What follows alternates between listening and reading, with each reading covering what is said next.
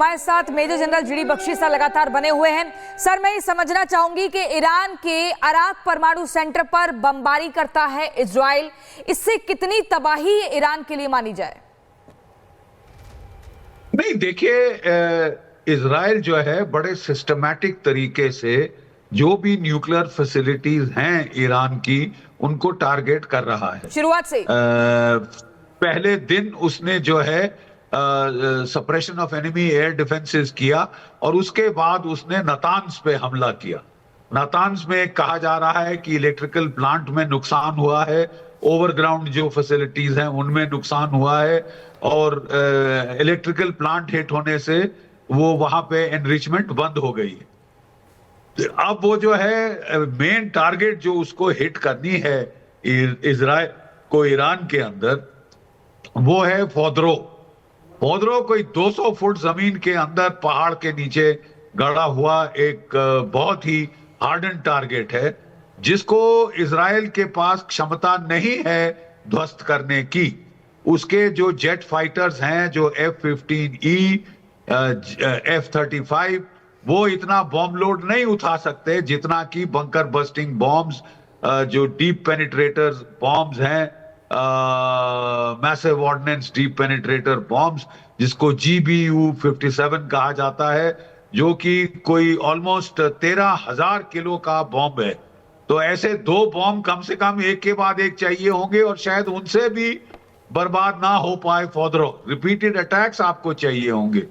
तो एक तो विकल्प है कि भाई अमेरिका इसके लिए आए और केवल फोदरो की फैसिलिटी पर अटैक करे और जो बाकी बचे खुचे न्यूक्लियर इंस्टॉलेशंस हैं, वर्कशॉप्स हैं, उनके रिसर्च सेंटर्स हैं, उनको बर्बाद करे। राइट, यानी लिमिटेड एयर स्ट्राइक्स के लिए ही आए, no boots on the ground. Boots on the ground से लड़ाई बहुत लंबी खिंच सकती है, बढ़ सकती है, अनएंडिंग वॉर स्टार्ट हो सकती है। डोनाल्ड ट्रंप ने कई बार आश्वासन दिए हैं कि मैं जो बाइडेन की तरह दुनिया भर में लड़ाइयां नहीं छेड़ता फिरूंगा, जो लड़ाइयां हो रही हैं मैं उनको रोकने की कोशिश करूंगा।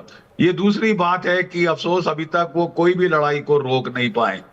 ठीक है, हालांकि भारत की लड़ाई को वो बड़ा क्लेम कर रहे हैं, जिसको भी भारत ने बड़ी जोर से नकारा है। तो अब अमेरिका क्या करेगा? आज कल में अमेरिका को ये महत्वपूर्ण फैसला लेना है। अमेरिका में भी ओपिनियन डिवाइडेड है। बहुत सारे मागा सपोर्टर्स कहते हैं भाई आपने कहा था आप किसी वॉर में हमें इन्वॉल्व नहीं करोगे, तो क्यों इजराइल के कहने पे आप हमको इस वॉर में धकेल रहे हैं? ठीक है, और ऑपोजिशन है इसका जी। दूसरा जो तबका है वो कहता है कि नहीं साहब, हम बूट्स ऑन द ग्राउंड थोड़ी ना डाल रहे, हम तो केवल एयर स्ट्राइक्स करेंगे और एयर स्ट्राइक्स करके बर्बादी करके खत्म कर देंगे। क्या खत्म हो जाएगा? देखिए, अभी तक जो बाइडेन ने ऐसा क्यों नहीं किया अपने 5 साल के अंदर? क्योंकि उसको डर था कि अगर मैं ऐसा करता हूं तो इजराइल कॉन्फ्लिक्ट को वाइडन करेगा, वो ऑयल टारगेट्स को हिट करेगा सऊदी अरेबिया में, गल्फ ऑफ हॉर्मुज में, और जो अमेरिकन बेसिस हैं उनके हिट करके जानी माली नुकसान पहुंचाने की कोशिश करेगा। बॉडी बैग्स को लेकर अमेरिका बहुत सेंसिटिव है और क्या वो एक्सेप्ट करेगा? ईरान का तो रवैया बड़ा साफ है, हम तो डूबेंगे सनम, तुमको भी लेकर डूबेंगे। हम तो जानते हैं कि हम युद्ध में प्रिवेल नहीं कर सकते अमेरिका और इजराइल के बरखिलाफ, लेकिन हाँ, हम इस दर्जे का नुकसान और चोट पहुंचा सकते हैं कि पूरी दुनिया में इकोनॉमिक तबाही आए, रिसेशन आए, इकोनॉमिक रिसेशन आए। आपको यहाँ पे स्पीच बड़ी खबर आ गई है, बता दे खबर क्या है। दरअसल इजराइल ईरान जंग पर रूस का बड़ा बयान सामने आ गया है। को विध्वंसक बनाएगी, ये रूस का कहना है। तो जैसा हम पहले भी चर्चा कर रहे थे कि अमेरिका के जंग में कूदने के बाद रूस और चीन का रुख क्या होगा, तो देखिए रूस की ओर से बड़ा बयान सामने आ गया है और ये कहा गया है कि अमेरिका की एंट्री युद्ध को और विध्वंसक बनाएगी। संजय खन्ना जी, मैं आपके पास आ रही हूँ। रूस की ओर से ये बयान बताता है कि अमेरिका प्लान भले ही कर रहा हो बहुत कुछ इस युद्ध को लेकर, लेकिन अमेरिका की एंट्री युद्ध को विध्वंसक बनाएगी, इसमें कोई दो राय नहीं है। कई देश ऐसे हैं जो खिलाफ भी खड़े होंगे, साथ भी खड़े होंगे, और हालात ये बन जाएंगे मिडिल ईस्ट में जब तबाही का मंजर दिखाई देगा। ये लगभग तय माना जा रहा है। क्यों? जी, मैं जो आपने कहा बिल्कुल सही कहा है। इसमें कुछ चीज़ें मैं बताना चाहूँगा। सबसे पहले ये है कि अभी कैच 22 सिचुएशन जो है वो अमेरिका के लिए है, इजराइल के लिए है और ईरान, तीनों देशों के लिए जो है कैच 22 सिचुएशन बनी हुई है कि लड़ाई का अगर जो रुख है वो किस तरफ मोड़ा जाए। इजराइल और ईरान जो है अभी तक मिसाइल सिस्टम से अपने एक दूसरे को, ड्रोन से, इससे जो है एक दूसरे के देश में तबाही मचा रहे थे।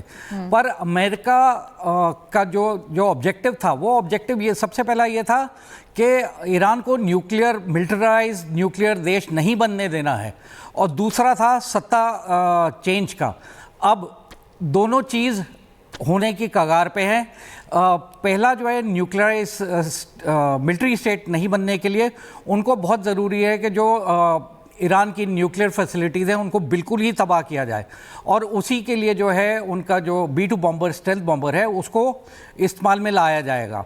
और उससे कोशिश यही की जाएगी कि जो वो GB-57 है, GBU-57, उसका इस्तेमाल किया जाए और पिन पॉइंट एक्यूरेसी के साथ जो है इस्तेमाल करके जो है जितना नीचे तक जा सकते हैं उतना नीचे तक जाया जाए। पर इसका एक नुकसान होना दूसरी तरफ से ये है कि बाय चांस जो इनरिच्ड यूरेनियम वहाँ पे पड़ा हुआ है, अगर उस पर कुछ क्षति होती है तो न्यूक्लियर रेडिएशन का बहुत बड़ा जो है मुद्दा बन जाएगा। अमेरिका ये और इजराइल दोनों यही चाहेंगे कि ऐसा कुछ ना हो, क्योंकि इजराइल बिल्कुल ये चीज़ नहीं चाहेगा, जबकि वो डिस्ट्रॉय करना चाहता है। मुझे ये लगता है कि जो ट्रंप साहब आज इंटेलिजेंस की मीटिंग अपने जो चीफ्स के साथ कर रहे हैं, वो ये जायज़ा लेना चाहते हैं कि फोर्दो और बाकी जो न्यूक्लियर इंस्टॉलेशंस ईरान में हैं, उनके आसपास जो है किस टाइप का डिफेंसिव घेरा बनाया है ईरान ने। और मुझे लग रहा है कि ये जो अभी एयर स्ट्राइक्स की जाएंगी इन न्यूक्लियर साइट्स के ऊपर, इनको सॉफ्टन अप किया जाएगा। और अभी जन साहब बता रहे हैं कि boots on ground, yes, infantry नहीं जाएगी, पर मेरा ये मानना है कि अमेरिकन स्पेशल फोर्सेस और इजरायली स्पेशल फोर्सेस जो हैं वो वहाँ घुस के वो कोशिश। Important point sir, important point. एक जरा रिपोर्ट बता दें दर्शकों को। इजराइल ईरान युद्ध अब निर्णायक और खतरनाक मोड़ पर पहुंच गया है। अमेरिका की एंट्री कभी भी हो सकती है, और ट्रंप ने हमले के प्लान को हरी झंडी भी दे दी है। बस फाइनल ऑर्डर का इंतजार किया जा रहा है। आपको बताते हैं कि ईरान पर अमेरिकी हमले का आखिर प्लान क्या है और कैसे इस प्लान से ईरान के वो 3 बड़े टारगेट तबाह हो जाएंगे जो जमीन के अंदर 200 फीट गहरे बंकर में है। रिपोर्ट से समझाते हैं आपको।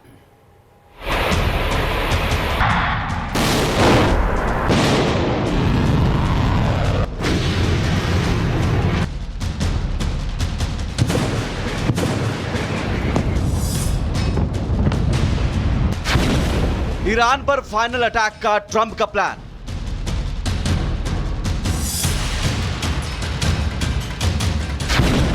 अब परमाणु ठिकानों का मिटेगा नामो निशान।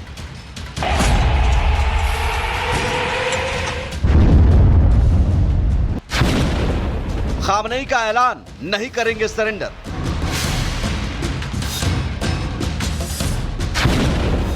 ईरान का परमाणु ठिकाना बनेगा खंडहर।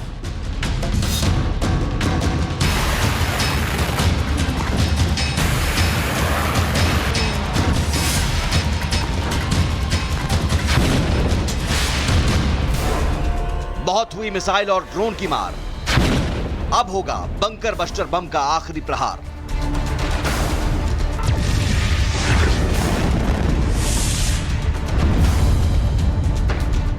इजराइल ईरान युद्ध अब उस निर्णायक और खतरनाक मोड़ पर पहुंच गया है जहां अब ईरान में सिर्फ और सिर्फ तबाही के निशान ही दिखेंगे।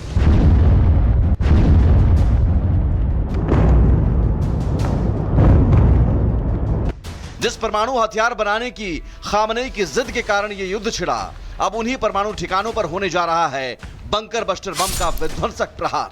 अमेरिकी मीडिया के मुताबिक अमेरिकी राष्ट्रपति डोनाल्ड ट्रंप ने ईरान पर हमला करने की योजना को मंजूरी दे दी है। हालांकि अंतिम आदेश देने से पहले ट्रंप ये देखने के लिए इंतजार कर रहे हैं कि ईरान अपने परमाणु कार्यक्रम को छोड़ देगा या नहीं।